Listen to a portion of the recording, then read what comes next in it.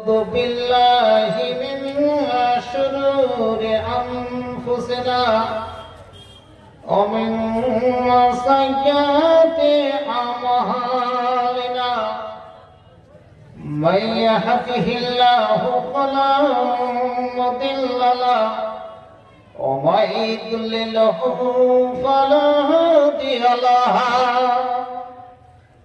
وأشهد أن لا إله إلا الله وحده لا شريك له وأشهد أن محمدا عبده ورسوله أما بعد وأعوذ بالله من الشيطان الرجيم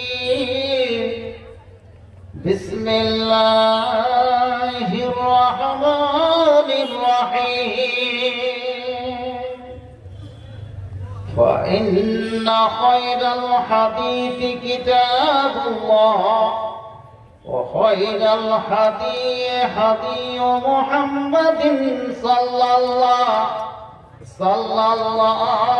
عليه وسلم وشر الأمور محدثاتها وكل محدثة بدعة وكل بدعة ضلالة وكل ضلالة في النار. أعوذ بالله من الشيطان الرجيم بسم الله الرحمن الرحيم وما خلقت الجن والإنس إلا ليعبدون. وقال النبي صلى الله عليه وسلم ستفترق أمتي على 73 فرقة كلهم في النار إلا واحدها رواه الترمذي.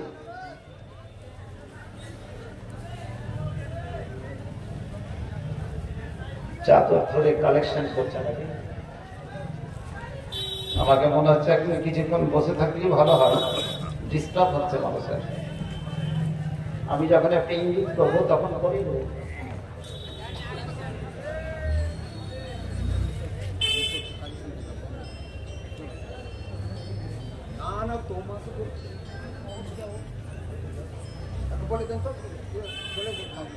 চাদরটা যদি এখন কিছুক্ষণ বন্ধ রাখেন 10 মিনিট ভাই,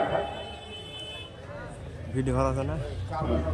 ফুটবল টপ করতে হবে, ভিডিও খারাপ হয়েছে। কোনটা? ওই কর্নারটা ওটা বন্ধ করে দিবে, অসুবিধা হচ্ছে বলো। এখানে যারা স্টেজে দায়িত্বে আছে, হ্যাঁ ওই হ্যালোজেনটা। হাইরে মানুষ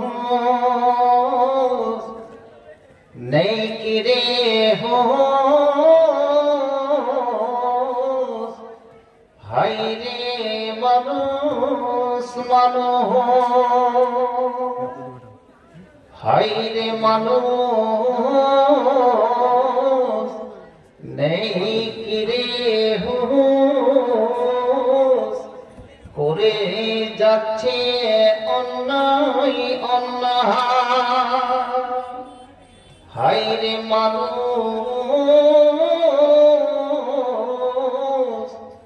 নেই কি রে হোস, করে যাচ্ছে অন্যায়, করে যাচ্ছে অন্যায় অন্যায়। তোমার কঠিন এ পাষাণ মনে, তোমার কঠিন এ পাষাণ মনে, জাগবে রে কবে ভয়। তোমার কঠিন এ পাষাণ মনে জাগবে রে কবে ভয়। তুমি তো শ্রেষ্ঠ সৃষ্টির সেরা, তুমি তো শ্রেষ্ঠ সৃষ্টির সেরা, আশরাফুল মাখলুকাত। তুমি তো শ্রেষ্ঠ সৃষ্টির সেরা, আশরাফুল মাখলুকাত। করছো দুর্নীতি, ঘটছে অবনতি, এইভাবে কাটছে দিন রাত। হায়রে মানুষ নেই কিরে হোশ, হায়রে মানুষ নেই কিরে হোশ। করে যাচ্ছে অন্যায় অন্যায়, তোমার কঠিন এ পাষাণ মনে জাগবে রে কবে ভয়, জাগবে রে কবে ভয়। নেই কোনো একতা, নেই কোনো একতা, বিভক্তি বিচ্ছিন্নতা করে যাচ্ছে জুলুম, করে যাচ্ছে জুলুম জুলুম। হায়রে মানুষ নেই কিরে তোর হোশ, করে যাচ্ছে অন্যায় অন্যায়। তোমার কঠিন এ পাষাণ মনে জাগবে রে কবে ভয়, জাগবে রে কবে ভয়। মাননীয় শ্রদ্ধেয় সভাপতি মহাশয়, ভৈরবপুরের উলামায়ে কেরাম, শিক্ষিত বন্ধু বান্ধব, আয়োজিত প্রোগ্রামে ভৈরবপুর সংলগ্ন এলাকার বিভিন্ন গ্রাম থেকে ছুটে আসা দিনী কাফেলা তথা দাদু নানু ভাইরা মামারা, আমার পর্দানাসীন মা বোনেরা, প্রশংসা মাত্রই আল্লাহ রাব্বুল আলামিনের, যার বিশেষ অনুগ্রহে ভৈরবপুরের জামে মসজিদ, যেই জামে মসজিদের তার বাহিরে অংশটা আমাদের কাছে দৃষ্টিগোচর বা লক্ষণীয়, সেই মসজিদের উন্নতি কল্পে একটি বাৎসরিক দিনী সভা, সেই পূর্বের নাই, প্রতি বছরের নাই, এবারও সেই সভা, যে সভায় আমরা একাগ্র চিত্তে উপস্থিত হয়েছি, কিছু চাওয়া পাওয়ার আশায় একবার অন্তর থেকে পড়ি আলহামদুলিল্লাহ, সবাই পড়ি আলহামদুলিল্লাহ। তারপরে তার শেষ নবী জনাবে হযরত মুহাম্মদ, যিনি মরুপ্রান্তের কান্ডারি, আরব দেশে উদিত হয়ে, মক্কায় উদিত হয়ে মদিনায় যিনি অস্তমিত গেলেন, যার বিরাট অবদান, বিরাট পরিশ্রম করে 23টি বছরের জীবনে পবিত্র আল কালাম পাক মানুষের আনাচে কানাচে বিভিন্ন জায়গায় যিনি পরিশ্রম করে পৌঁছে দিয়েছেন হযরতে জিবরিল মারফত, তারই উপরে শত শত দুরূদ বর্ষিত হোক। আল্লাহুম্মা সাল্লি আলাইহি, সকলে পড়ি আল্লাহুম্মা বারিক আলাইহি। প্রিয় ভাইরা আমার, আমিও ভৈরবপুরে আজকে অন্যান্য বছরের নাই আজকেও এসে উপস্থিত হয়েছি, নিজেকে কৃতজ্ঞতা প্রকাশ করছি, আল্লাহর কাছে কি শুকরিয়া আদা করছি। এই জালসায় দেশেরই সমস্ত উলামায়ে কেরাম ইনারা দাওয়াত দিয়েছেন। আমার পরে পরে যে দুজন আমাদের মালদার কি মহারথী, আমার দুজনই ওস্তাদ আপনাদের কাছে উপস্থিত আছেন।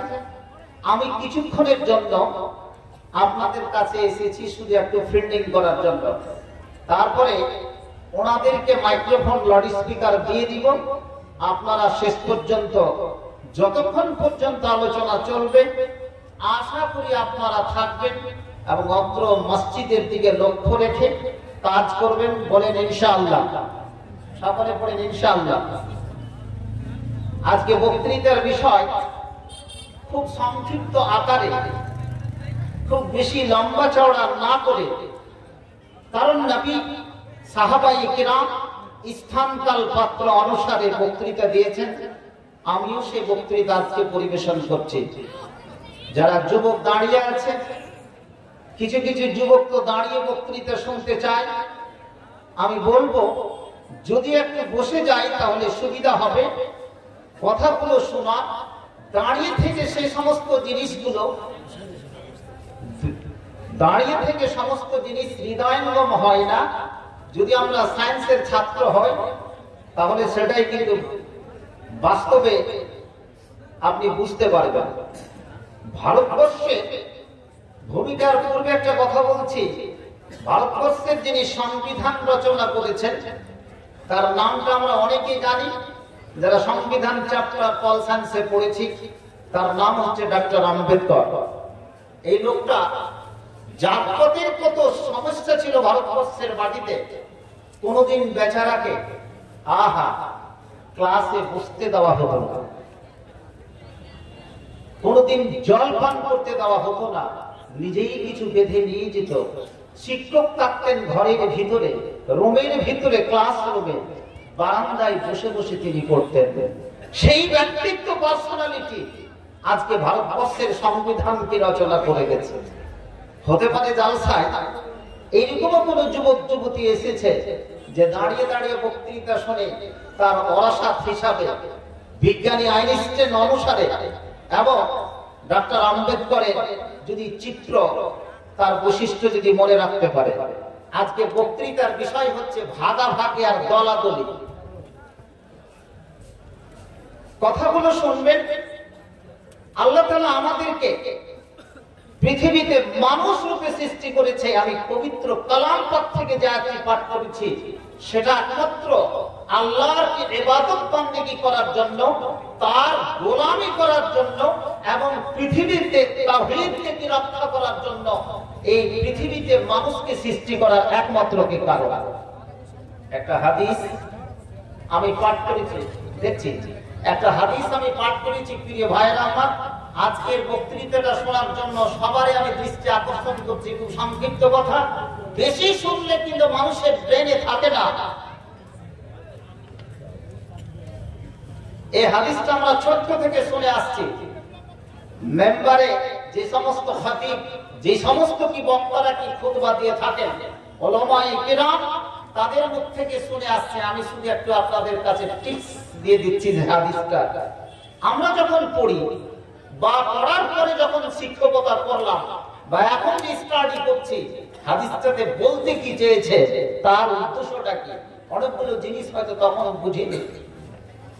প্রিয় ভাইরা আমার, বানু ইসরায়েলের আগে প্রায় ধরেন ৪-৫ হাজার বছরকার আগেকার কথা, ইহুদ এবং নাসারা, যেটা হচ্ছে খ্রিস্টান যাকে বলবো, জিসাসের যারা পাইরোকার, তার আগে যে মুসার যারা পাইরোকার, যারাকে আমরা বলবো কি ইহুদি, এরা বলা হয়েছে যে তারা ৭২ দলে বিভক্ত হয়ে গেছিল। কত দলে? ৭২ দল। আর আমার নবীর উম্মতেরা বিভক্ত হবে ৭৩ দলে। কত দলে? ৭৩ দলে। আমি হাদিসটি পাঠ করেছি, তিরমিজি শরীফ থেকে, আরো বিভিন্ন জায়গায় হাদিসটাকে বর্ণনা করা হয়েছে। প্রিয় ভাইরা আমার, নবী মুহাম্মদ সাল্লাল্লাহু আলাইহি সাল্লামের দলেরা 73 দলে কি বিভক্ত হবে। এখন প্রশ্ন হচ্ছে এই 73 দল কারা? এরা কোনো হিন্দু নয়, কোন জৈন নয়, কোন বৈষ্ণব নয়, কোন কোল ভীল সাঁওতাল মুন্ডা নয়, এই সমস্ত কেউ নয়। মুসলমানের ভিতরে এখন যদি 202 কোটি যদি মুসলিম থাকে সারা বিশ্বে, এরাই কি 73টা দলে বিভক্ত হবে? সাতাত্তারিকু উম্মতি আলা 73 ফিরকাতান, অন্য রাতে এসেছে মিল্লাতান কুল্লুহুম ফিন-নার, প্রত্যেকটা দল 72টা দল যাবে কি জাহান্নামে, ইল্লা ওয়াহিদা, একটাই, এক্সেপ্ট অনলি ওয়ান, একটাই যাবে জান্নাতে। তারা কারা? যারা ভোলপুরে জালসা শুনতে এসেছে আর যে কোটা বক্তা এখানে করে বক্তৃতা দিতে এসেছে, আর যারা ডেলিগেটের জন্য কি ব্যবস্থা করেছে, এইটি লোক যাবে কি জান্নাতে, বাদ বাকি সবটি যাবে কি জাহান্নামে।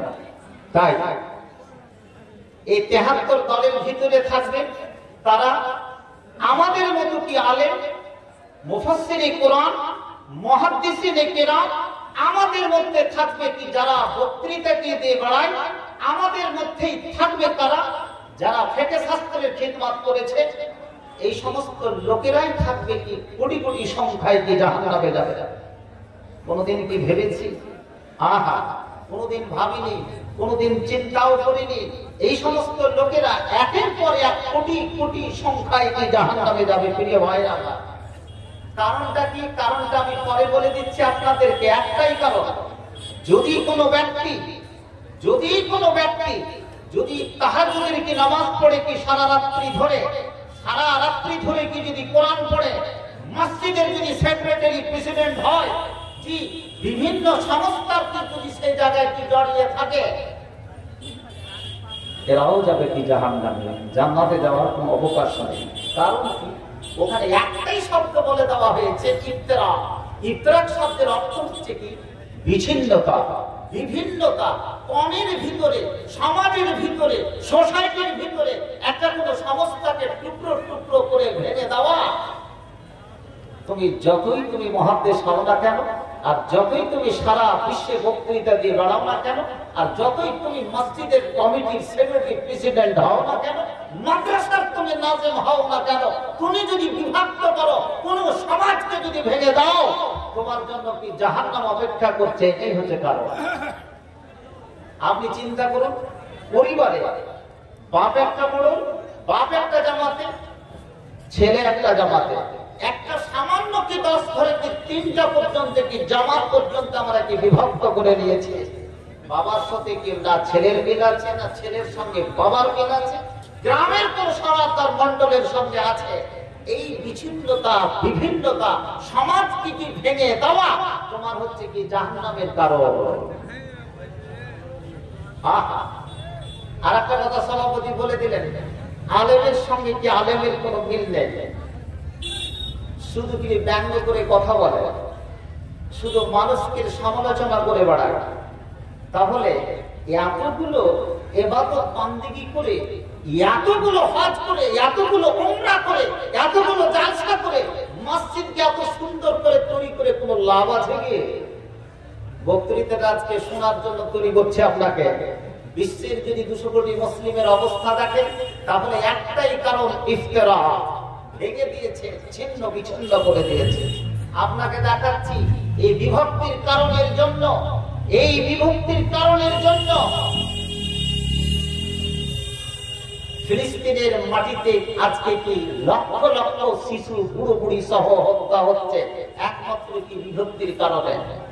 এই মুসলিমের একদল আমাদের প্রথম কিবলা কি বাইতুল মুকাদ্দাস, যেটা জেরুজালেম, সেই জেরুজালেমের একদল কি বিক্রি করে দিয়েছে আমাদের কি প্রথম কিবলা। নারে তাকবীর। ইতিহাস আপনাকে শুধু আমি টিপস দিয়ে যাচ্ছি। আপনার যদি কোনো বইপত্র লাইব্রেরিতে না থাকে, তো কমসে কম গুগল সার্চ করে বিভিন্ন রাইটারের বইগুলো পড়ে নেবেন। ইরাকের মাটিতে হত্যা করেছে আর হালাকুল খালকির নেতৃত্বে প্রায় 18 লক্ষ কি মুসলিমকে হত্যা করেছে নিজের সামনে কি বসে। আবার সেই সময় সেই যুগের মুফতি যারা যারা ফতোয়া ডিবেট করে বাগদাদের লাইব্রেরিতে বসে বসে আহা ফতোয়া বিভিন্ন তর্ক বিতর্ক করছে। মুসলিম জবাই হয়ে চলে যাচ্ছে বাগদাদ ইরাকের মাটিতে, হালাকুল খান নেতৃত্বে চলে যাচ্ছে। আর যারা মুফতি যারা উলামায়ে কেরাম তারা বাগদাদের লাইব্রেরিতে বসে ডিবেট ফতোয়া তৈরি করছে। বেঈমানেরা কি? হযরত ঈসা আলাইহিস সালাতু সালাম যে গাধাটাতে চড়ে হজ করতে গেছিল, সে গাধার পিচ্ছা পাক না নাপাক ছিল? গাধা পাক না নাপাক? পুরোপুরি নাপাক। এইভাবে বাগদাদের মাটিতে সেই সময়তে বাগদাদের লাইব্রেরিতে যেই সমস্ত বই পুস্তকগুলো ছিল, ভাইরালেরা দুঃখ নিয়ে কথা বলছি, দিজলা দাজলা নদীতে সমস্ত বইগুলোকে যখন হালাকু ফেলে দিল, সমস্ত রকমের জলের স্রোত বন্ধ হয়ে গিয়েছিল। এর পিছনে ছিল বাগদাদকে ধ্বংস করার পিছনে মুসলিম, তাদের মধ্যে কি বিচ্ছিন্নতাবাদ, বিভক্তিকরণ, সোসাইটিকে তারা কি ভেঙে দিয়েছে। রোহিঙ্গারাকে আমরা কাতাল হতে দেখলাম, একদল মুসলিম তাতে জড়িয়ে আছে, তারাই আজকে কি সেই দেশটাকে নষ্ট করেছে ইতিহাস। ফিলিস্তিন তাই হলো আহা, সিরিয়ার মাটিতে 15 থেকে 20 লক্ষ মুসলিমকে কাতাল করলো কে? আমাদের মতো টুপিধারী মুসলিম তাদের জন্য কে দায়ী? আহা, ইরাক, সামারকান্দ, বোখারা, ইরাকের মাটিতে 20 থেকে 30 লক্ষ মুসলিমকে কাতাল করেছে। এটা ইফতিরা, আমাদের মধ্যে একদলকে বিচ্ছিন্নতাবাদ। সর্বোপরি যারা ইতিহাসের ছাত্র ভালো করে বলে শুনে নেবেন, আজ যে ওটোমান সাম্রাজ্য, যেটা ওসমানী খেলাফত, 3টা মহাদেশ ব্যাপী, যেটা আজকে ছিল ব্যাপী বিরাজমান ছিল, জালসার প্রয়োজন হতো না, মসজিদের কি প্রয়োজন হতো না, হতো না কেন অন্য কিছু। এটাকে ব্রিটেন, রাশিয়া, ফ্রান্সের সাথে মুসলিমের ভিতরে একদল ষড়যন্ত্র করে আজকে ধ্বংস করে দিয়েছে অটোমান সাম্রাজ্য। নাউযুবিল্লাহি মিন যালিক। আপনাকে কি দেখাবো? আমরা যখন মধ্যপ্রদেশের যখন ইতিহাস পড়ি, আপনারা শুনে রেখেছেন হায়দার আলী, টিপু সুলতান, মীর সাদেককে নষ্ট করেছিল কে? আহা, এরা একসঙ্গে অপরকে লড়িয়ে দিয়ে বিচ্ছিন্নতা করে তুমি তোমার ইগোর লড়াইয়ের জন্য, এই লড়াইটা আজকে বাদিয়ার প্রত্যেকটা পরিবারের সোসাইটিতে সমাজে চলছে। শেষ অবস্থা, এটা হাদিস বলছে, মানুষের মধ্যে যখন অতিরিক্ত শদীদ ইখতিলাফ হয়ে যাবে, হাদিস কিতাবুল ফিদানে আশরাফুল কিয়াম, অপেক্ষা করুন, আপনার কাছে শুধু ডেলিগেট খেয়ে নেওয়া, বছরে একটা কি জালসা করে নেওয়া, মসজিদকে সুন্দর করে নেওয়া, এটা ইসলাম শরীয়ত নয়। আমি বাংলা জালসা বলছিলাম, কিন্তু তুমি যদি কোরআন পড়ে যদি তুমি না মরো, কোরআন যদি তুমি শিখতে যদি কি তুমি না পারো, তোমার যেটুকু ম্যান্ডেটরি তুমি পড়তে পারো, can read or right, recite শুধু পড়তে পারো, এই পড়ে যদি তুমি মারা না যাও, তাহলে কুকুর ভরি ছাগলের তোমার মৃত্যু হবে। ফতোয়া এটা তুমি নোট করে নাও। প্রিয় ভাইরা, আমি বলতে চাইছি, এই বিভক্তির কারণে একটা দল কিন্তু শেষ হয়ে গেছে, মুসলিমকে শেষ করে দিয়েছে। এই বিভক্তির কারণের জন্য আপনাকে দেখাচ্ছি আজকে মুসলিম রাষ্ট্র কতটি কিচ্ছু জানে না লোকজন, সব খাবারটি বসে আছে। 56-57টা দেশ, এই 57টা দেশটাকে কে ভাগ করেছে? এই 57টা দেশ যদি একসঙ্গে থাকতো, সারা বিশ্বে মুসলিমের কোনো অভাব থাকতো না। এটা কিন্তু বিভক্তি করেছে আমরা, আমাদের মতো লোকদের। আমি যদি ভারতবর্ষের ইতিহাস দেখি, কলকাতার ইতিহাস দেখি, আমরা আজকে সমস্ত কিছু হারিয়ে ফেলেছি লর্ড ক্লাইভের যুগে। কোন মুসলিম মির্জাপুরকে সম্মতি থেকে ভারতবর্ষের মাটিতে ঢুকে প্রায় 250 বছর রাজত্ব করে শুধু জি হুজুর আর স্যার বলে আজকে আমরা কি বেঁচে আছি? নারে তাকবীর! প্রিয় ভাইরা আমার, বক্তৃতা আজকে যে কথাগুলো বলছি কান খুলে শুনে রাখুন। ইমানের স্পিরিটকরণ সময় বলে দিচ্ছে, কতদিন এরকম চলবে? মানুষকে বেঈমানি, শয়তানি আর ধোঁকাবাজি আত্মসাৎ করে কতদিন পৃথিবীতে থাকবেন? মসজিদে হাজিরে দিবেন আলাদা কথা, কিন্তু সবচেয়ে দেখেন সত্যবাদিতা, নাই পরায়ণতা, আমানতদারিতা যদি কোনো মুসলিমের ভিতরে না থাকে, তুমি পুরোপুরিতে মুমিন নও। প্রিয় ভাইরা আমার, খুব ব্যথা নিয়ে কথা বলছি। বিভিন্ন জালসায় যাচ্ছি, আজকে জালসা শোনার কোনো লোক পাওয়া যায় না। জি নেচে নিল কুদি নিল বক্তারা, সেখানে চলে গেল। এখানে করে যারা ইউটিউবার আছে, আজকে ভৈরবপুরের মাটিতে সারা পৃথিবীর 850 কোটি মানুষ দেখছে যে এখানে করে একটা জলসা হচ্ছে, ঠিক না বেটি? এই ভিডিওটা 850 কোটি মানুষ পৃথিবীর কি দেখছে? তুমি ডাক্তার না দেখো, তুমি জিলেবির দোকানে তুমি ফিরে যাও, তুমি যেখানে করে যাবে যাও, কিন্তু তোমাকে তো দেখে নিচ্ছে একটা স্যাটেলাইট নিয়ে। তুমি কোথায় আছো? তাহলে তুমি কি চরিত্রে, তুমি কি বৈশিষ্ট্যে, তুমি কিসে, তোমাকে এটা পরিচয় অবশ্যই কি দিতে হবে। প্রিয় ভাইরা, আমরা বলে জান্নাত পেতে পারবো কি করে? আমি আয়াত পাঠ করেছি বিভক্তির কারণের জন্য। আজকে যদি কোন মোড়ল সরকার, মসজিদের কমিটি, কোন সংস্থা হাজারো ইবাদত বান্দিকে যদি করতে থাকে, কিন্তু যদি মানুষের মধ্যে শুধু লড়ালড়ি করিয়ে দেয়, দলাদলি করিয়ে দাও, তুমি সাবধান প্লিজ পিয়ালা, তোমার 60 বছরে ইবাদত বান্দিগি করে কোনো লাভ হবে না। তুমি দাঁড়িয়ে রেখে রাখো, তোমার জন্য কি জাহান্নাম কি অপেক্ষা করছে প্রিয় ভাইরা আমার। তাহলে জাহান্নামে তো সবাই আমি ধরে দিলাম, জান্নাত তো আমি পেতে পারি না। তাহলে জান্নাত যদি কি পেতে হয় তাহলে কি করতে হবে? এরকম কি হয়ে গেল ভাই? এটা দেখি অসুবিধা হচ্ছে কি? আমাকে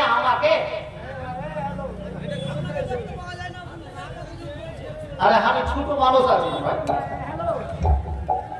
এবার দেখতে পারে কোথায়?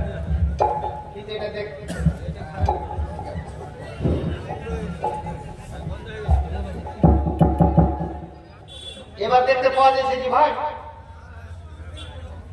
আরে দেখে তো আমি ঘুরিয়ে গেলাম, আর কত দেখবেন আপনি? এখন অপেক্ষা করেন, দোয়া করেন যেন এখন চলে যায় কবরে। প্রিয় ভাইরা আমার, তাহলে তো আর জান্নাত পাওয়াই যাবে না নাকি? মুশকিল, কেউ বলে পাবো না। যে অবস্থাটা,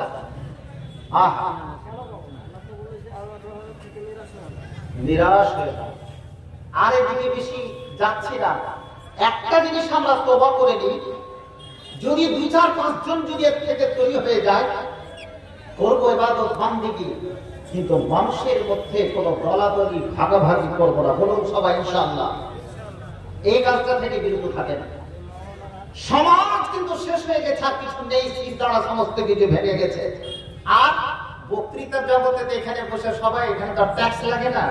দিদি ট্যাক্স লাগালে এখানে আরো লক্ষ্মী ভান্ডার দিবে, সুর করে ঢুকে যাচ্ছে, কিন্তু এখানে ট্যাক্স লাগালে আমার মতো ছেলে আর কি বক্তৃতা দিত না। সবাই কিন্তু এখানে করে জবানকে কি বন্ধ করে দিত। প্রিয় ভাইরা আমার, আমি বলতে চাইছি জাহান্নাম তাহলে আমরা সবাই চলে যাব, তাহলে জান্নাতে কে যাবে? গ্রাম বাংলায় কথা আছে, একটা লোক নামাজই পড়ে না, একটা লোক নামাজই পড়ে না, চলে গেল, তার জানাজা পড়ে দিল সবাই। বলছে অনেকে ভৈরবপুরের লোক, ওই লোকটা শূন্য হতে চলে গেছে, কিচ্ছু করে জানে নামাজ রোজা। তোমাকে কে লাইসেন্সটা দিয়েছে যে লোকটা শূন্য হতে গেছে? তোমার বলার কি অধিকার আছে? কোন ইবাদত বান্দিগি করেছে? আমি ওখান থেকে বের করছি, আল্লাহর হাদিসও আছে। আমি তো জাহান্নাম পেয়ে গেলাম, কিন্তু ওখান থেকে বের করছি আপনাদেরকে, আমাদেরকে কি করে বের করা যাবে? না হলে তো আপনারা উঠে চলে যাবেন, আমরা তো জাহান্নামে তো চলেই যাচ্ছে, বের থেকে বের হবো। প্রিয় ভাইরা, মাজার শরীফ দেখেছেন, কবরে গিয়ে যারা সিজদা করে, একটা লোক না জেনে 50 বছর ধরে খালি সিজদা করেই চলে যাচ্ছে, কোনোই ও কিন্তু কালেমা পাঠ করে বলে বেচারা জানি না, ওকে ছেড়ে দেন। কিন্তু একটা লোক কালেমা পাঠ করেছে আর কবরে গিয়ে সিজদা চড়াচ্ছে, ফুল চড়াচ্ছে, সমস্ত কিছু চড়াচ্ছে, কিন্তু সে কালেমা পাঠ করেছে। দুটার মধ্যে পার্থক্য তো আছে। একটা হাদিস বলছে, এই যে শূন্য হাতে গেল, তুমি বললে এই যে শূন্য হাতে চলে গেল, কিছুই করে নাই, নামাজ রোজা কিছুই করেনি, হজ যাকাত কিচ্ছু দেয়নি, আপনি জানাজা পড়ে দিলেন, শূন্য হাতে চলে গেল। আল্লাহ রাসূল কিয়ামতের প্রাঙ্গণে একটা হাদিস, যে হাদিসটাকে বুখারীর কিতাবুল হাশরে বর্ণনা করা হয়েছে, বুখারী মুসলিম দুটি হাদিসটি বর্ণনা করছে। বুখারীর দ্বিতীয় জিলদে, দ্বিতীয় খণ্ডে, শেষের যে কিতাবুল হাশর, যে ওখানে বর্ণনা করছে, আল্লাহ রাসূল বলছে যে ইদান, নিজের কমের জন্য ভৈরবপুরের কি যত লোক আজকে জালসা শুনতে এসেছে, ইদান লি, অ্যালাউ মি, হে আল্লাহ তুমি আমাকে অনুমতি দাও, ফিমান কাল, বলুন লা ইলাহা, আজকে পড়ে নেন না যারা পড়েননি, লা ইলাহা ইল্লাল্লাহ। মরণের সময় শরবত খেয়ে কোনো লাভ নাই, তখন নানি দাদি সবাই পড়বে কি বাজারে একটা কালেমাটা পড়, থাকে না? অ্যাক্সিডেন্টের সময় কালেমাটা পড়ার, আল্লাহু আকবার বলার সময়টা থাকে না। আমাকে অনুমতি দাও ওই ব্যক্তির সম্পর্কে, ফিমান ক্বাল লা ইলাহা ইল্লাল্লাহ। আল্লাহকে বলবেন, আল্লাহ রে, যারা কালেমা লা ইলাহা ইল্লাল্লাহ পাঠ করেছে, ফকিরের কালেমা, তুমি অনুমতি দাও।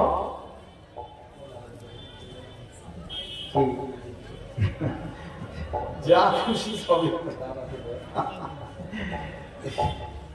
তো এদের সুপারিশ করার আমাকে অনুমতি দাও। আল্লাহ বলবেন এটা তোমার ইখতিয়ারে নয়। আল্লাহ রাসূল যদি সুপারিশ না করবে তাহলে জাহান্নাম থেকে বাঁচতে পারবো কি? অনুমতিটা কবুল হলো না। আল্লাহ তাআলা স্বয়ং এবার হাদিস বর্ণনা করছেন। হাদিসটা কি?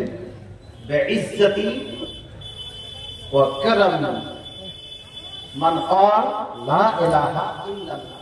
আল্লাহ তাআলা বলছে, ওরে মুহাম্মদ সাল্লাল্লাহু আলাইহি সাল্লাম, এটা তোমার আন্ডারে নয়, তোমার ইখতিয়ারে নয়। যেই বান্দা আন্তরিকতার সঙ্গে লা ইলাহা ইল্লাল্লাহ পাঠ করেছে, তাকে আমি লা উখরিজান্না মিনান নার, আমি তাকে জাহান্নাম থেকে একের পর এক বের করে আনবো। বলুন আলহামদুলিল্লাহ। আহা, ওরে আমার ভরপুরের যুবক যুবতী, এলাকার সমস্ত যুবক যুবতী, আবার বৃদ্ধা বনিতা, জেনে রাখুন, জেনে রাখুন, আমি পৃথিবীতে অনেক অন্যায় কাজ করেছি। কোনোদিন নামাজ পড়েনি, কোনোদিন রোজা রাখিনি, কোনোদিন যাকাত দিইনি, হজ পর্যন্ত করিনি, কিন্তু সমাজে এমন এমন কাজ করেছি। ওরে আমি কোনোদিন ইফতারাকে যাইনি, কোনোদিন বিচ্ছিন্নতা যাইনি, কোনোদিন মানুষের মধ্যে দলাদলি ভাগাভাগি করিনি।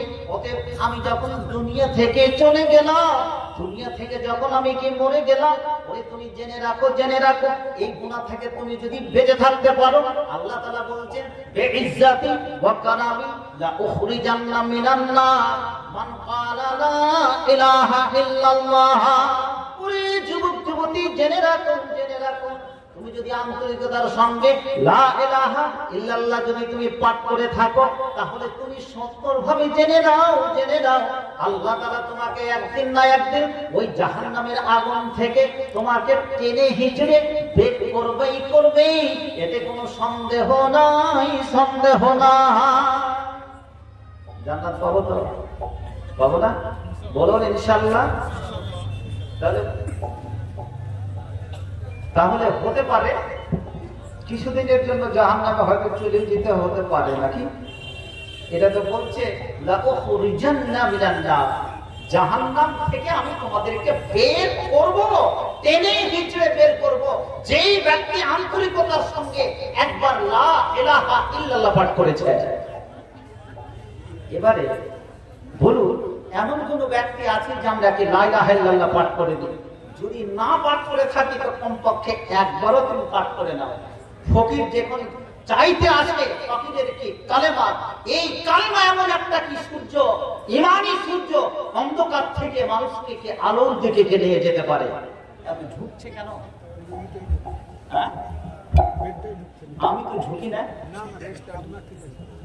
প্রিয় ভাইরা, আজ আমি বলতে চাইছি যে আমি যে বলেছি কি যে দলাদলি এবং ভাগাভাগি, এই গুনাহটা থেকে যদি মানুষ কি বেঁচে থাকে, তার যদি কোনো আমালে যদি কোনো দুর্বলতা থাকে, তার কোনো পর্যায়ে যদি দুর্বলতা থাকে, তাহলে ভৈরবপুরের বা আশেপাশের সমস্ত যুবক যুবতী সবারই কাছে আওয়াজ করছে, খুব সংক্ষিপ্ত আলোচনা, যে এই গুনাহটা থেকে যেন আমরা বাঁচার চেষ্টা করি।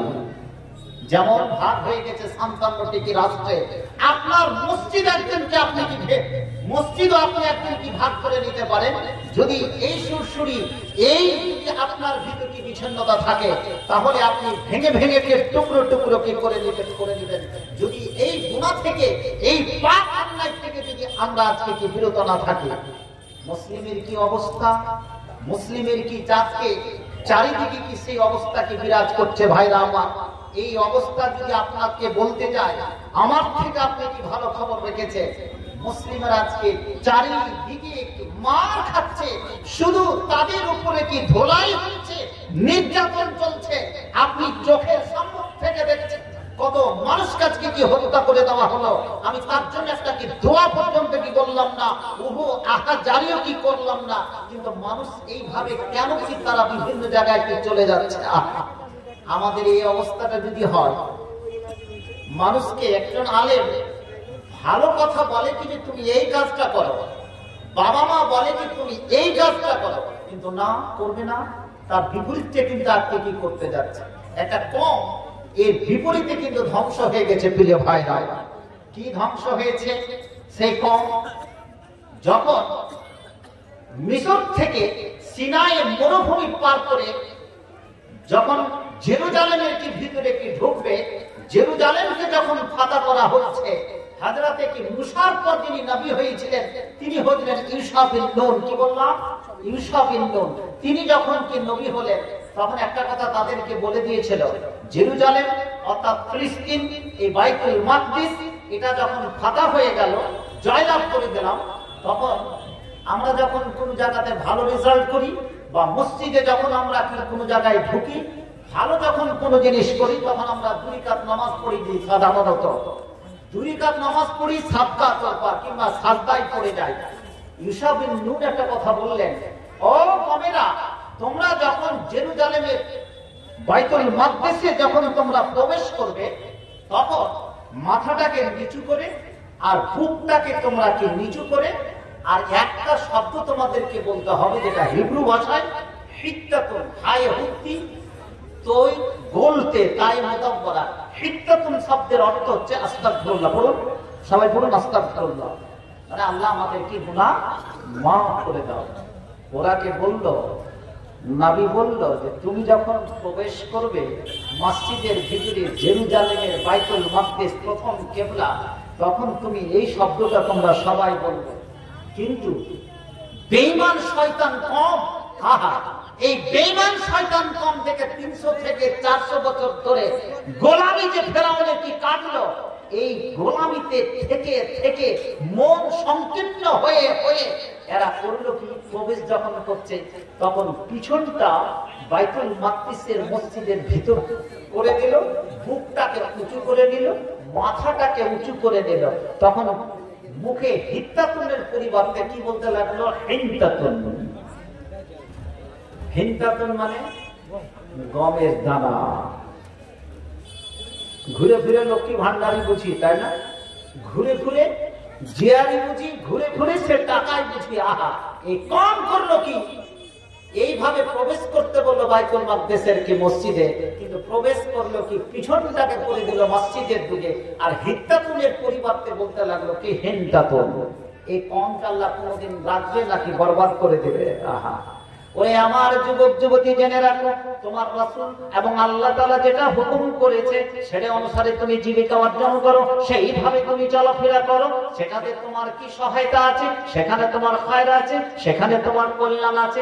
ওরে যুবক যুবতী, জেনে রাখো, জেনে রাখো, এ কমে 100 বছর নয়, 200 বছর নয়, 300 বছর, 400 বছর পর্যন্ত ফেরাউনের গোলামি কেটে কেটে কেটে কেটে তাদের গোলামি এমন ভাবে রক্তের রন্ধ্রে রন্ধ্রে প্রবেশ করে গেছিল যে কোনো কথা তাদের ব্রেন কাজ করছিল না, ব্রেন প্লাস্টিক হয়ে যায়, ব্রেন সম্পূর্ণ কি বেকার হয়ে যায়। সেই কম কিন্তু শেষ হয়ে গেছে রে।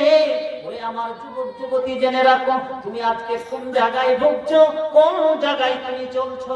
তুমি কি নিজের জীবনের একটুকু সমালোচনা করো না? নিজের আত্মিক তুমি পরিচালনা করো না? একবার তোমার জীবন তুমি কি দেখে নাও যে আমি কোন জায়গায় আজকে দাঁড়িয়ে আছি, কোন জায়গায় অবস্থান করছি। একবার তুমি ভেবে নাও, ভেবে না। মুসলিমের অবস্থা কি দেখবেন? সারা বিশ্বের মুসলিমের একই অবস্থা, খালি ঘুরে ঘুরে যুবকটিকে দেখেন না, যুবতী থেকে নেটে সার্চ করে পড়েনি, একই অবস্থা। এখানে কত পার্সেন্ট লোকের মুখে দাঁড়িয়ে আছে বলুন তো? আছে? কোন পার্সেন্টেজ হবে? যারা যারা দাঁড়িয়ে রেখেছে হাতটা উঠান তো দেখি। কোন পার্সেন্টেজ পড়বে না। ইহুদির বাচ্চারা 99% লোক দাঁড়িয়ে রাখে। কেন? এই মুসলমানের বাচ্চাকে পৃথিবীতে শেষ করে দেওয়ার জন্য। মাত্র 1.5 কোটি তারা কি ইহুদি, মুসলমানদের পিছনে তারা টাকা গুনে গুনে চুনে চুনে কি রাখে, জমা করে রাখে।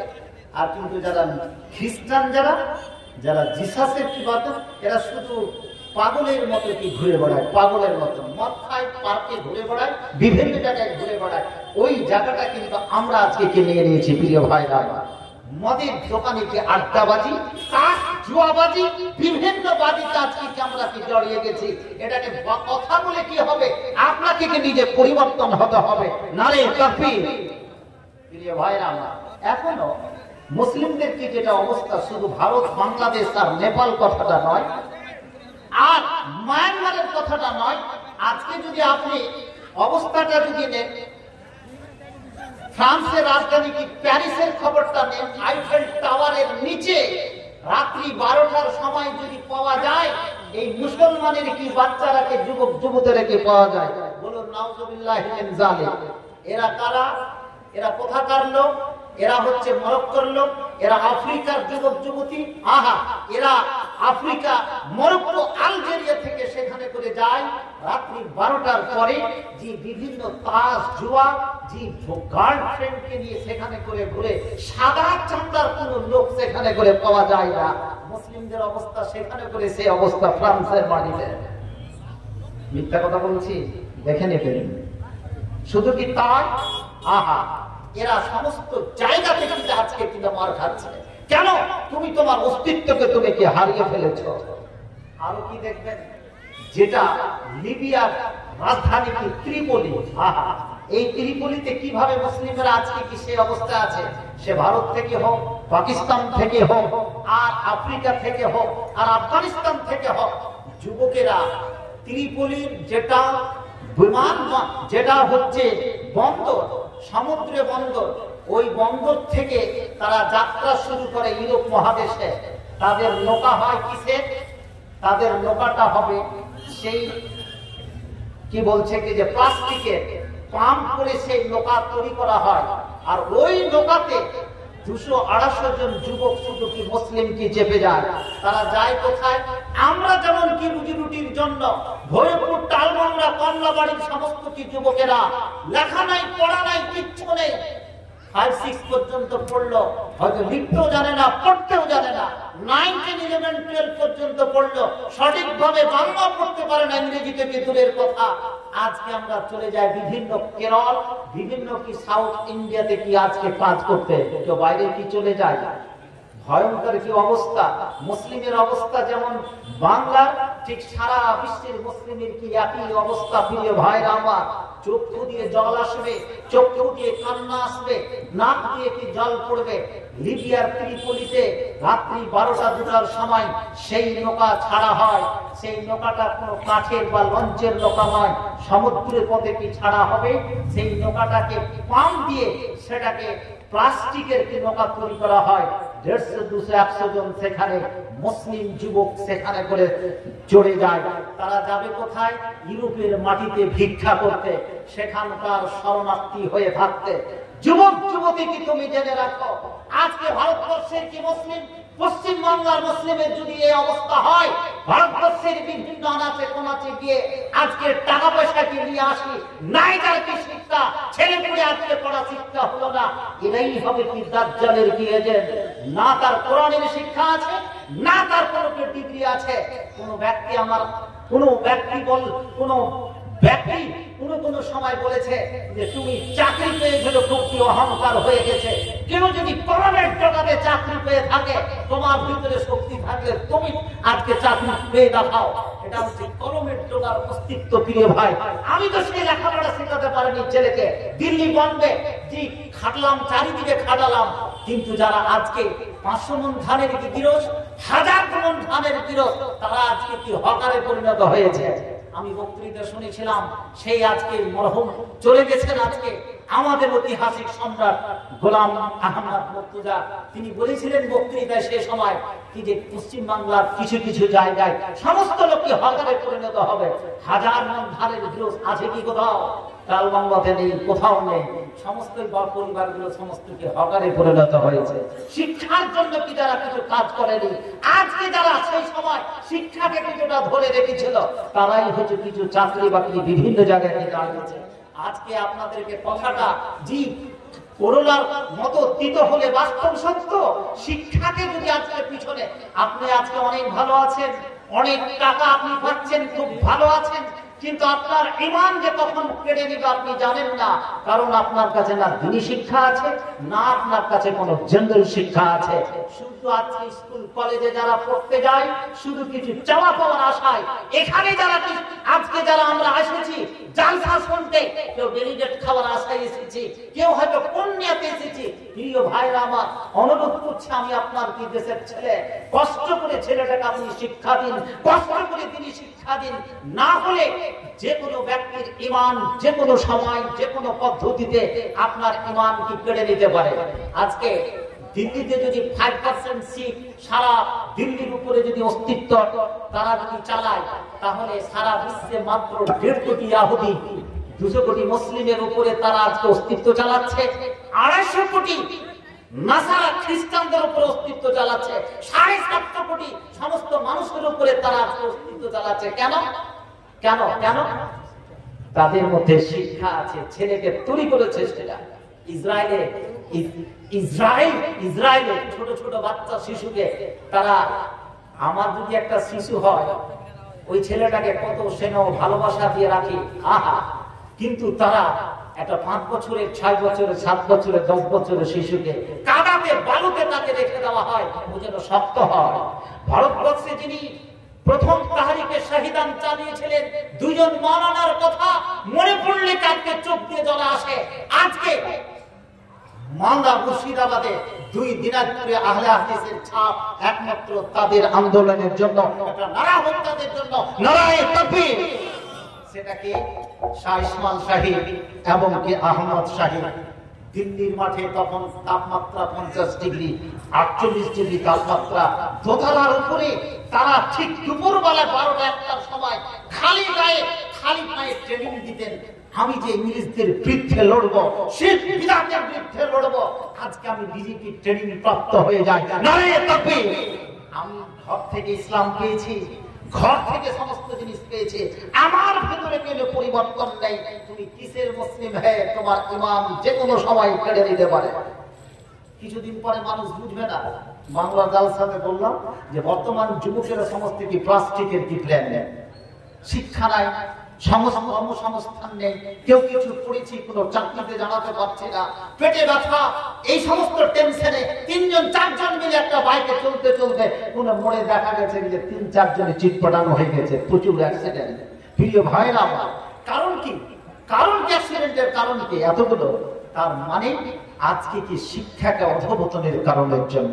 এক যুগে যারা শিক্ষা অর্জন করেছে, যারা করেছে কি করে, তখন তো কোনো কিছু ছিল না, তাদের পয়সাও ছিল না, রাস্তাঘাট ছিল না, তারা কি করে আজকে এই জায়গা থেকে পৌঁছলো?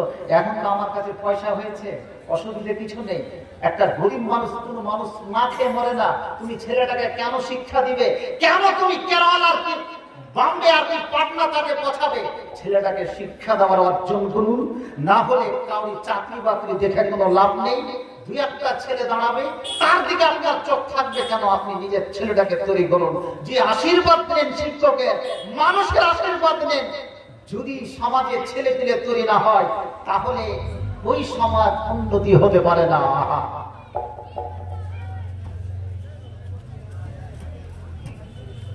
চলে যাবে ওই যে নৌকাটা করে সমস্ত যুবক নৌকাটা করে আজকে ইউরোপের মাটিতে খাটতে যাবে, লিবিয়ার ত্রিপোলি হতে।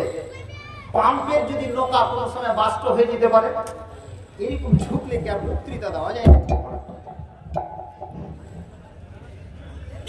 ওই নৌকা, পাম্পের নৌকা কোনো সময় বাস্ট তো হতে পারে, কোনো তাদের জীবনের নিশ্চয়তা নেই।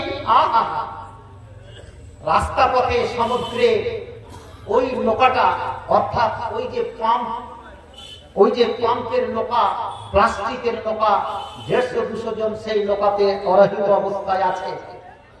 হতে পারে সমুদ্রে যদি বাস্ট হয়ে যায়, 150-200 জন সমুদ্রের মাঝে চলে গেল। যদি কোন রকম ভাবে সমুদ্র পার করে যদি উঠে কোথায় ওই ইউরোপের মাটিতে, তাহলে তারা শরণার্থী হয়ে থাকবে, তারা ভিক্ষা দিবে, তারা কি শরণার্থী রূপে সেখানে করে একটুকে জায়গা দেবে। সারা বিশ্বের 200 কোটি মুসলিমের কি এই অবস্থা? প্রিয় ভাইরা আমার, কেন আজকে কিছু কিছু পরিবার, খুব দুঃখ বেদনা নিয়ে বলছি, কিছু কিছু পরিবার চায়ের দোকানে বসে কি আলোচনা করে, আরে আমার এই পোতাটা মাত্র 6 বছরের শিশু, কি ইংরেজি বলছে কোনো বুঝতে পারি না, এত সুন্দর টান টান ইংরেজি বলছে, আর বুক ফুলিয়ে সেখানে করে পাঞ্চা বাচ্চার কি কথা বলছে। প্রিয় ভাইরা আমার, এই ইংরেজি শিখছি আমরা, এই ইংরেজি শিখার প্রকৃতি এত, ওই যুবকগুলোকে সমস্ত শরণার্থী রূপে ইউরোপেরা কি জায়গা দিবে? একযোগে যেমন ভারতবর্ষে বাংলাদেশ থেকে যখন এসেছিল তারা শরণার্থী হিসাবে তাদেরকে কি জায়গা দেওয়া হয়েছিল, আর তাদেরকে সেখানে করে কি জায়গা দিবে? আর বাচ্চা একটা শিশু জন্ম নেওয়ার পরে আমার ছেলেকে ডক্টর ইঞ্জিনিয়ার করবো, খুব ভালো কথা, আমি অসুবিধা কিছু নয়। প্রথমে তারাকে ইংরেজি আমরা কি শিক্ষা দিই, কিন্তু শিক্ষা দেওয়া উচিতটা কি ছিল? কি প্রথম শিক্ষাটা দেওয়া উচিত ছিল কি? কোনদিন এটা কথা বলে না যে আমার ছেলেটা সুন্দর নুরানি কায়দাটা পড়তে পারছে, আমসি পাড়ার এতটি সূরা মুখস্থ করে নিয়েছে, আলিফ বা তা সা পড়তে পারছে, এটা ছিল কি গর্বের কথা, এটা ছিল তার সবচেয়ে ঈমানের কথা। কিন্তু আজকে পাঁচটা বাচ্চা প্যাচ প্যাচ করে বলছে আমার ছেলে ইংরেজি সুন্দর কি পড়তে পারছে, ইংরেজি কি বলতে পারছে। এটা কেন? আজকে প্রত্যেকে দেখুন, গ্রাম বাংলা থেকে নিয়ে শহর পর্যন্ত আমরা সমস্ত কি একাডেমি খুলতে শুরু করেছি, বিভিন্ন ইংরেজি শুরু করতেছি। কেন? এটা ফল কি? আমরা 250 বছর ধরে কি গোলামি খেটেছি কার? ইংরেজি। ওই যে গোলামি খেটে খেটে খেটে খেটে আজকে আমাদের রক্ত মাংস সমস্ত কিছু, তখনও জি হুজুর বলেছি, তখনই স্যার বলেছি। একটা চাপড়াশি দিয়ে আমরা বুঝতে পারি না, একটা ডি অফিসে গেলে, ব্লকে গেলে, অঞ্চল অফিসে গেলে ওই তো চাপড়াশি আছে, ওকে স্যার বলে দিচ্ছি, বলি না? একজন হেডমাস্টার কি ওকে স্যার বলছে, তার মানে কি?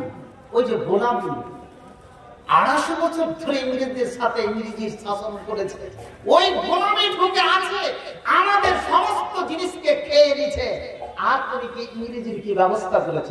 আপনি গুগল সার্চ করে পড়বেন, ইংল্যান্ড থেকে যদি স্পেনের মাটিতে যান, স্পেনের কোন এয়ারপোর্টে কোনো ইংরেজি নেই, এমনকি এক্সিট এন্ট্রান্স শব্দটাকে আপনি পাবেন না, জার্মান ইংরেজি পাবেন না, জাপানে পাবেন না। তারা ইংরেজি শিখাকে মনে করে এটা অবমাননা, অপমান মনে করে।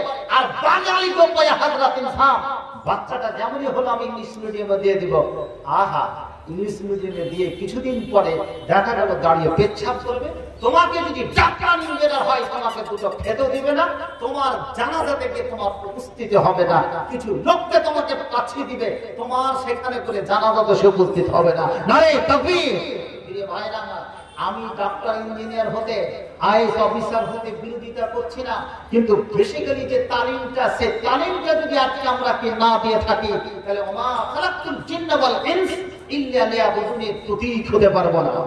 প্রিয় ভাইরা, আমরা কোন জায়গাতে এই দলাদলি ভাগাভাগি করতে গিয়ে সমাজকে আজকে কোন জায়গা থেকে নিয়ে চলে গেছে জানেন? আহা, আজকে যে সমস্ত কি মেয়েরা, যে সমস্ত কি মেয়েরা জালসা শুনতে এসেছে, এই সমস্ত মেয়েগুলোর দিকে দেখেন দলাদলি কি ভাগাভাগিতে।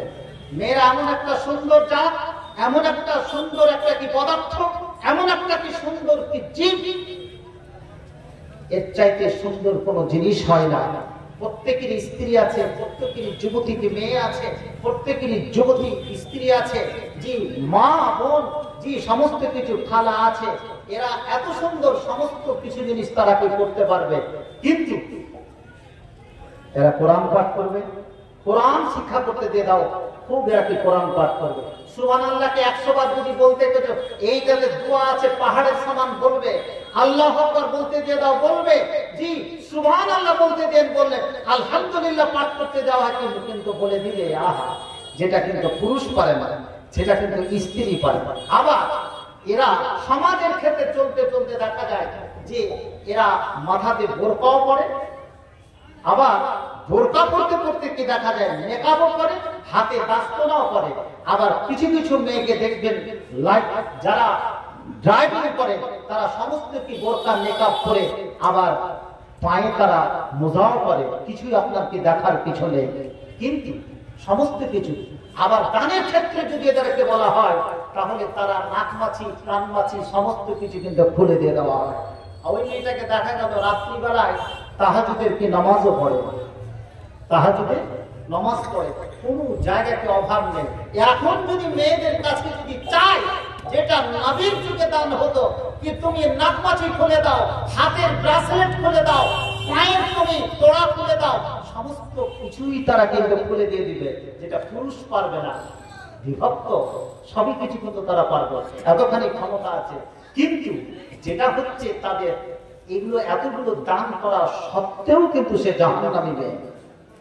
যেমন আপনাকে আমি জাহান্নামী বানালাম, যেটা ইফতিরাক, বিচ্ছিন্নতা, বিভিন্নতার মধ্যে যদি আপনি জড়িয়ে থাকেন। আর মেয়েদের মধ্যে কি কি থাকে? একটাই কারণ, পুরুষটাকে কিন্তু এতগুলো বৈশিষ্ট্য থাকা সত্ত্বেও ওই মেয়েটা কিন্তু পুরুষটাকে পুরুষ বলেই গণ্য করে না। পুরুষটা যদি 1 ইঞ্চি নিচু হয় তোমার পুরুষ তো, কিছু যদি কমও জানে খাপাও হয় তোমার পুরুষ তো, অতএব তাকে এমন ভাবে করে যে পরের দিন মালদা জজ কোর্টে পুরুষের উপরে কি পুরুষ স্বামী স্ত্রী নির্যাতন, বধূ নির্যাতন মামলা সেখানে বলে দিয়ে দেওয়া হয়। নির্যাতন করেছে স্ত্রী, কিন্তু নির্যাতনের মামলা দিচ্ছে পুরুষের উপরে সেই স্ত্রী। প্রিয় ভাইরা আমার, এই ঘটনাগুলো ঘটছে। আমার একজন কম্পিউটারের টিচার, মিলানগড় সিনিয়রের কথা বলছি, ওর বাবা মৃত্যুর সঙ্গে লড়াই করছে, দাদাটাও মৃত্যুর সঙ্গে লড়াই করছে। জি, বাইকে দুজনই ছিল, দুজনই কি মরমর অবস্থা। আজকে 9 লক্ষ টাকা খরচ হয়ে গেল। করেছে তাদের কোনো অন্যায় নেই, কিন্তু যারা অ্যাক্সিডেন্ট করেছে তারাই উল্টে কেসটা দিয়ে তাদেরকে কি ভাসিয়ে দিয়েছে। প্রিয় ভাইরা, যুগকাল বলে কিছু আছে, মানুষের ইনসাফ বলে কিছু আছে, নাই প্রমাণতা কিছু আছে। মানুষের ক্ষেত্রে যদি এইরকমই হয়, তুমি সেখানে করে যাবে। ও মেয়ে, তুমি আজকে পুরুষের খিদমত করতে গেলে তোমার কাছে যদি করোনার তেতো যদি জুস মনে হয়, তাহলে এতগুলো ইবাদত বন্দেগী করে তোমার কোনো কাজ দেবে না। ওরে আমার যুবতী মায়েরাকে শুনে রাখো, আমি যে বিষয়ে কথা বলছি তুমি জেনে রাখো। তুমি যদি হাজারো হাজার ইবাদত বন্দেগী করো, প্রতিদিন যদি তাহাজ্জুদের নামাজ পড়ো রে, তুমি যদি 5 ওয়াক্ত নামাজ পড়ো, নফল রোজা পড়ো, নফল নামাজ পড়ো, তুমি যদি আজকে সমস্ত সুন্নাতের ইহতিমাম করো, দান পর্যন্ত যদি তুমি করতে থাকো, কোনো জিনিসের অভাব নাই। এমনকি তুমি যদি আজকে মাথাতে যদি তুমি আজকে সেই ধরনের জিনিস তুমি রাখো, কোন জায়গাতে তোমাকে দেখতে পাবে না, তাহলে তোমার সমস্ত জিনিস ঠিক আছে। কিন্তু জেনে রাখো, পুরুষের যদি তুমি খিদমত না করো, পুরুষের কথা অনুসারে তুমি যদি চলতে না জানো, তাহলে তুমি এটা জেনে রাখো তোমার পক্ষে জান্নাত পাওয়া সম্ভবপর নয়। অতএব তুমি যদি এটাকে নিজের জন্য আসল করে নাও, তাহলে এটা অন্যায় হবে। নিজের জন্য ভাবতে ভাবতে পুরুষটাকে তুমি আজকে নির্যাতনের মামলায় তুমি ফাঁসিয়ে দিলে রে, তাহলে এটা অন্যায় হবে। অতএব তুমি এখান থেকে পুরুষের খিদমত তোমাকে করতেই হবে। যদি তুমি জান্নাত পেতে চাও, তুমি যদি নফল নামাজ পড়ো, সুন্নাত নফল নামাজ পড়ো, এর থেকে বেশি যদি তুমি স্বামীর খিদমত করো, তাহলে এটাই তোমাকে জান্নাতে নিয়ে যাবে। নচেত তোমার জান্নাত পাওয়া কোনো মতেই কঠিন হয়, কোনো মতেই ঠিক হবে না, কোনো মতেই সাধ্য হবে না। তুমি এটা ডায়েরিতে নোট করে না। কে চিৎকার করছেন? টাইম প্রায় আমার কি হয়ে আসলো, কি হয়ে গেছে প্রায় বক্তৃতা। আপনাদেরকে একটাই কথা বলছি, এই মসজিদটার ওপরে গেছিলাম, এনারা ওপরে দোতলার কিন্তু ভূমিকা নিয়ে নিয়েছে নাকি, অনেকটা হয়ে গেছে। মসজিদের ভিতরটা যা দেখলাম, কোনোদিন আমি ঢুকিনি, এতবার জালসা থেকে আসি, কিন্তু আমি এখানে করে কোনোদিনই ঢুকিনি। এত সুন্দর মসজিদ করেছে, আলহামদুলিল্লাহ, বলুন আলহামদুলিল্লাহ। জি, এই মসজিদটাতে বোধহয় এদের জায়গা ধরছে না, যেহেতু এটা জামে মসজিদ। জি, এই জামে মসজিদটাকে কেন্দ্র করে আরা জালসার ভূমিকা নিয়েছে। অতএব এই মসজিদটাতে আপনাদেরকে দাম দিতে হবে। এই মসজিদ এত বড় কি মসজিদ, এই মসজিদটা ভূমিকায় যারা আছে, যারা কমিটিতে আছেন, যারা আজকে সহযোগিতা আছেন, এই মসজিদকে শুধু আজকে টাইলস আর এসি করার সঙ্গে সঙ্গে এই মসজিদটাতে যদি মক্তবটাকে আমরা ভালো করে চালাতে পারি, মক্তবটি দেখা গেল মক্তবে 2, 4, 5 জন 10 জন পরিবারের ছেলে মেয়ে আসে, আর সমস্ত পরিবার থেকে ছেলে মেয়েগুলোকে দিলাম না, এটা ঠিক নয়। প্রত্যেকটা পরিবার থেকে ছেলে মেয়েগুলো ভালো করে পড়াবার চেষ্টা করবেন, তাহলে মসজিদকে সুন্দর টাইলস আর সুন্দরভাবে কি মার্বেল পাথর দিয়ে সাজানো, তার থেকে কি বেশি কি আপনারা